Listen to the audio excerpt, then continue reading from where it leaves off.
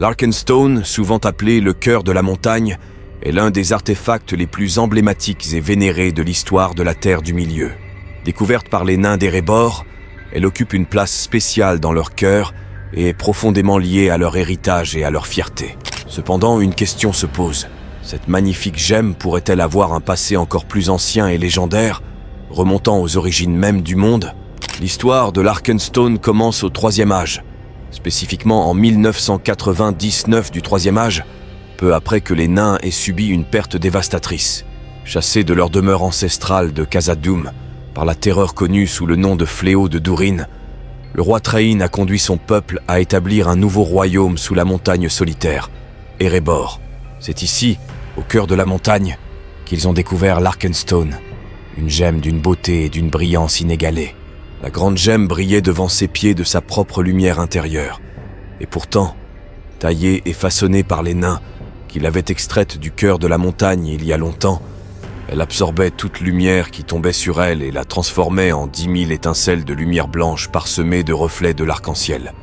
En 2210 du Troisième Âge, le roi Thorin, ayant appris que de nombreux survivants de Khazad-dûm s'étaient rassemblés dans les montagnes grises, décida de relocaliser son royaume. L'Arkenstone, désormais symbole de la lignée royale, fut emportée avec eux dans cette nouvelle demeure. Pendant plus de 300 ans, elle demeura dans les montagnes grises. Cependant, la tranquillité de leur nouvelle maison ne devait pas durer. Les montagnes grises furent finalement assiégées par des dragons, forçant les nains à les abandonner. En 2590 du Troisième Âge, le roi Tror, le grand-père du célèbre Thorin écu de chêne, conduisit les nains de retour à Erebor. L'Arkenstone fut restitué à sa place légitime, redevenant la fierté de la montagne solitaire. Cette période marqua une époque de prospérité pour Erebor, qui fleurissait sous le règne de Tror.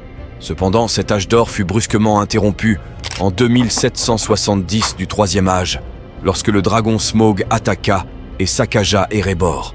L'Arkenstone, avec le vaste trésor des nains, fut perdu, enterré sous le corps massif du dragon lorsqu'il revendiqua la montagne comme la sienne. Pendant 71 ans, l'Arkenstone resta caché dans le trésor de Smaug, perdu pour le monde. Ce n'est qu'en 2941 du Troisième Âge qu'elle fut redécouverte par un héros improbable, Bilbo Sackey. Le Hobbit, faisant partie de la compagnie dirigée par Thorin écu de chêne, tomba sur la gemme en explorant la tanière de Smaug. Reconnaissant sa valeur immense, Bilbo garda l'Arkenstone secrète de Thorin, qui avait juré de se venger de quiconque la lui volerait. Dans un retournement dramatique des événements, Bilbo, témoin de la cupidité croissante de Thorin et de son refus de négocier avec les hommes et les elfes, prit une décision audacieuse.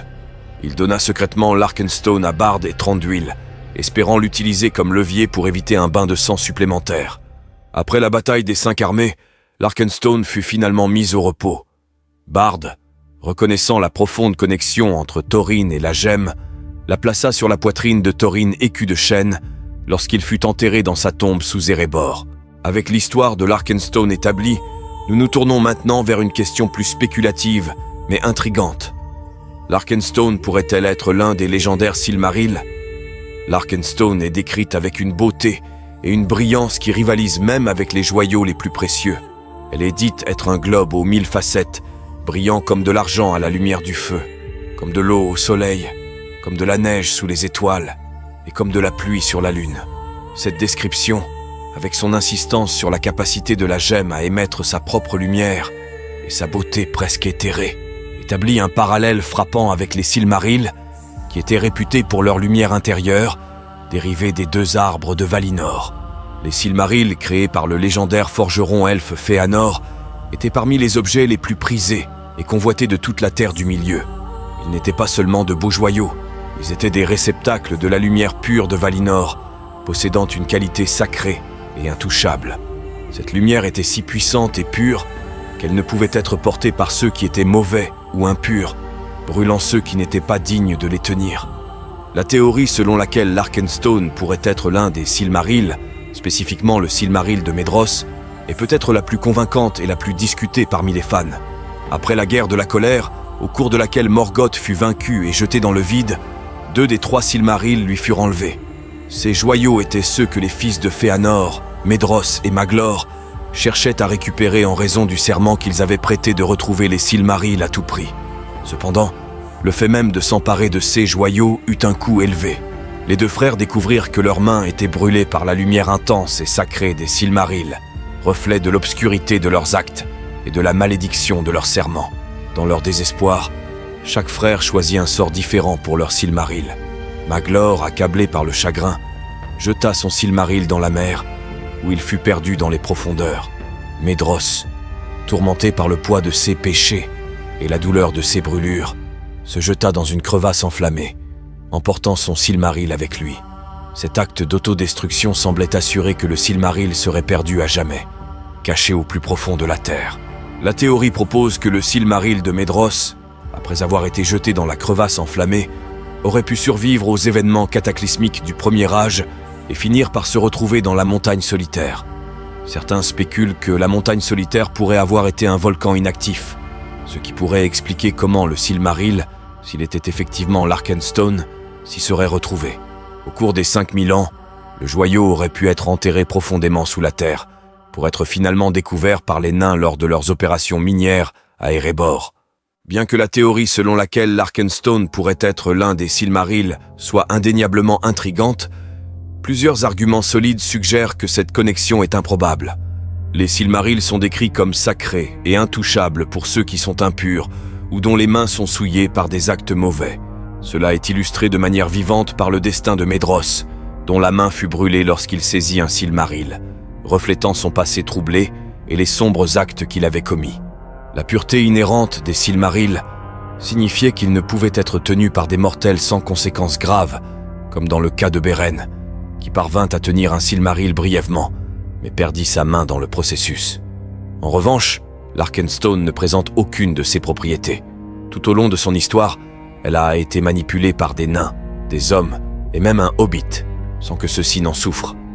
Cette différence flagrante suggère que l'Arkenstone ne possède pas les mêmes qualités sacrées ou dangereuses que les Silmarils, ce qui rend improbable l'idée qu'elle puisse être l'un de ces joyaux légendaires.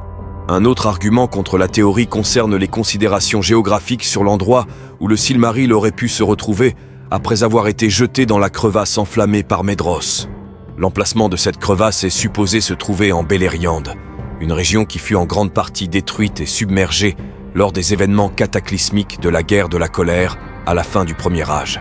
Compte tenu de la destruction immense qui a remodelé les terres, il semble improbable que le Silmaril ait pu voyager de cette crevasse, maintenant perdue sous la mer, jusqu'à la montagne solitaire, située loin à l'est dans ce qui deviendra plus tard le Rhovanion.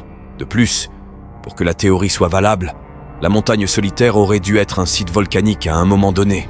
Pourtant, la montagne ne montre aucun signe d'activité volcanique à l'époque où les nains s'y installent. L'idée que le Silmaril aurait pu être transporté à travers de telles distances et bouleversements géologiques sans mécanisme ou preuve claire affaiblit encore la théorie. Les Silmarils sont décrits dans le Silmarillion comme étant indestructibles, un aspect essentiel de leur statut légendaire. Cette indestructibilité signifie qu'ils ne pouvaient être altérés, brisés ou remodelés par aucune force en terre du milieu.